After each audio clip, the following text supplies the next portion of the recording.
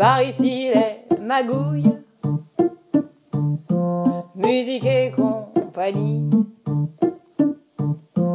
Par ici les magouilles de Mag Ali.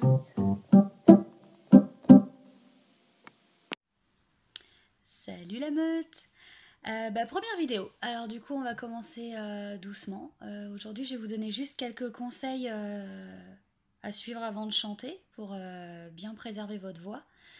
Et puis après on verra les différentes voix, donc vous aurez la possibilité de savoir sur quelle tessiture vous êtes. Si vous êtes une femme, ce sera soprane, mezzo-soprane ou alto. Si vous êtes un homme, sinon ce sera ténor, baryton ou basse. Voilà, allez c'est parti. La voix c'est un instrument de musique qui, comme tous les autres, demande un apprentissage bien particulier. C'est un instrument dont vous vous servez tous les jours pour parler, crier, rigoler. Ça arrive souvent ça, et surtout chanter. Donc du coup je vais aborder l'utilisation de la voix dans le chant. Donc dans un premier temps, les conditions de travail. Il y a quelques principes qui constituent une bonne méthode de travail. Donc pour la séance de travail, il faut choisir un endroit tranquille, aéré, sans public, parce que si quelqu'un vous écoute, des fois on a la peur de paraître ridicule et ça nous fait perdre tous nos moyens, et donc du coup on n'ose pas chanter parce qu'on a une pudeur vocale. Donc au calme, absolument. Si vous voulez contrôler votre voix, le mieux c'est de s'enregistrer, donc du coup Smule c'est parfait pour ça. Parce que la voix qu'on entend qui résonne en nous, c'est pas du tout la même que celle que la personne qui est en face. Il faut jamais chercher à couvrir un instrument de musique qui nous accompagne. C'est lui qui doit être moins fort. En fait, c'est notre confort qui importe, c'est pas le confort du musicien. Le musicien, lui, il accompagne. L'état d'esprit, chantez souvent, donc sous la douche, en voiture, quand vous voulez, mais ne fredonnez pas. Il faut chanter franchement, avec conviction.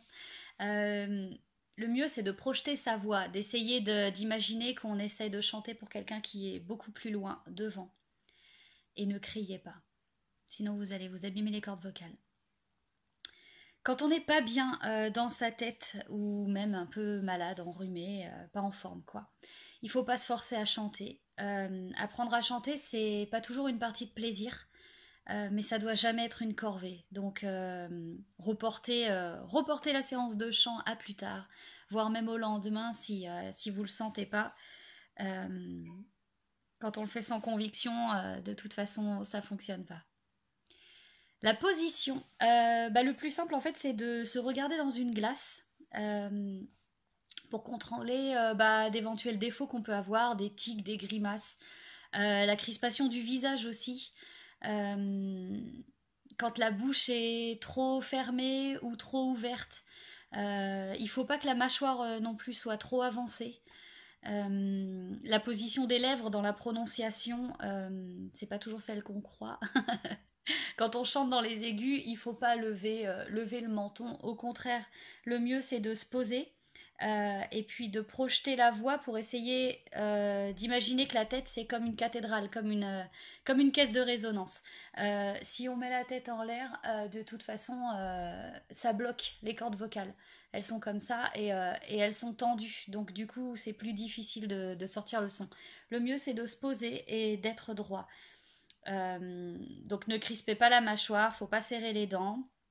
Même bâiller avant, c'est toujours conseillé. Prendre une bonne respiration abdominale et puis bâiller tant que ça peut. Ça ouvre la bouche, ça détend les muscles, tous les muscles de la gorge et de la bouche, et donc du coup ça réoxygène le cerveau aussi. Donc voilà, un bon bâillement avant de chanter, il n'y a pas mieux. Quoi d'autre? Plissez pas le front. C'est un signe de crispation de la gorge, et donc ça empêche la voix de se développer. Faut être vraiment détendu en fait pour se mettre à chanter.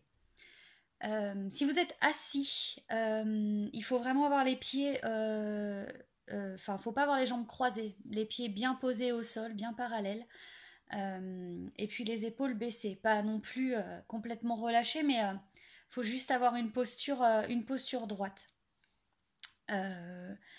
Sinon, faut rester dans une position tonique et dynamique. Il faut pas être complètement relâché, ni surtout crispé. Crispé, c'est ce qu'il y a de pire. Le regard, c'est important. Il faut que on sente la motivation dans le regard et le regard, elle doit être rieur. Avant chaque séance de travail, le mieux c'est d'effectuer un échauffement. La voix, c'est le résultat du passage de l'air dans les muscles, donc les cordes vocales, qui sont comme ça. Donc ça s'échauffe, c'est comme avant de faire du sport, c'est pareil, c'est important. Il faut échauffer ses muscles avant de s'élancer. Si un exercice vous semble trop difficile, ou s'il y a des notes trop dures à atteindre, dans les aigus ou dans les graves, faut pas insister, faut se détendre. Reprenez l'exercice calmement depuis le début. Faudra peut-être le reprendre plusieurs fois de suite, voire même reporter au lendemain. C'est normal, il n'y a pas de souci, il faut être patient. On n'atteint pas une note qu'on souhaite atteindre comme ça en une seule fois.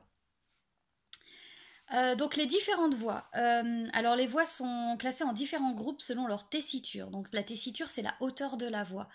Il y a 3 grands types de voix pour les femmes et pour les hommes. Donc pour les femmes, c'est les sopranos, les plus aigus. Mezzo-soprano, c'est la voix moyenne. Et alto, c'est la voix la plus grave. Pour les hommes, il y a les ténors, c'est la voix la plus aiguë. Les barytons, la voix moyenne. Et les basses, c'est la voix la plus grave. Une voix de femme ou d'homme, quelle que soit sa tessiture, se compose de 3 éléments. Donc la voix de poitrine, c'est la voix grave. La voix médium et la voix de tête, c'est la voix aiguë. Pour la femme et la voix de poitrine grave, la voix de tête et de façon très exceptionnelle, la voix de fossé. Donc là, la voix de fossé, c'est vraiment suraiguë, mais ça, c'est pour les hommes. C'est très très rare. En gros, c'est un peu, on appelle ça les castrats, quoi. Voilà, donc les sopranes, ça se situe dans cette tessiture-là, donc de do à do.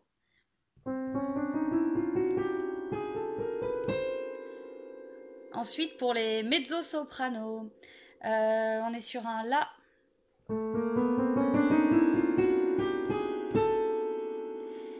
Et puis les altos.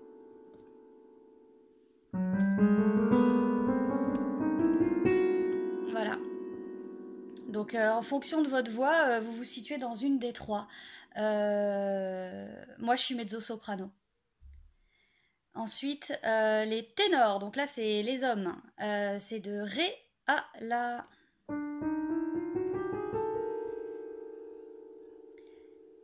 Ensuite, pour les barytons, de si à ré.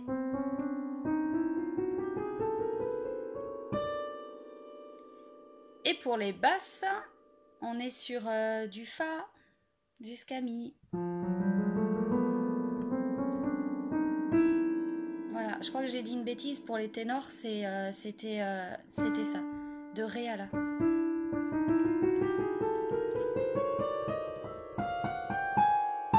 Et voilà, il grimpe. Voilà, donc pour savoir quelle est votre voix, le plus simple c'est de disposer d'un instrument de musique. Bon bah moi j'ai utilisé le piano, mais bon un xylophone va faire l'affaire.